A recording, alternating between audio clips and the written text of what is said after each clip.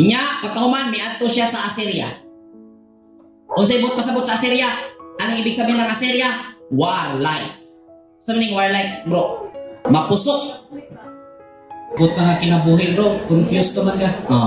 Pag buato ka sa pag nanakaani nga kinabuhi karon, tingnan mo yung buhay nito ngayon. Ando na yung pera, ando na yung success. Nainis ang imong transgender. Nagawa mo nagawa na yung transgender. Na ba? Napikas na. Pero yung inaasa mong kaligayahan na inakala mo magpapakonsummate ko na yung plano ko, fulfill na ang kaligayahan. Nung na-transgender ka na, ay nawamali ka, ay hindi pala satisfied, wala pa satisfied. Kaya mahay ka. Pag mahay ni mo, sa puto na kay ka, mangamong na ka, pangamungay na kay ka, ay kung samok-samok ka, surak-surak ka, ginagkontra mo.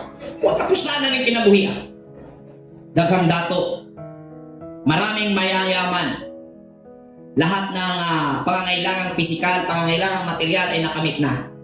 Ngunit, naghahanap ng kaligayahan. Dahil namuhay na hindi aware. Nakamit nila ang pagkakaroon sa mga bagay-bagay dahil sa pagiging agresibo.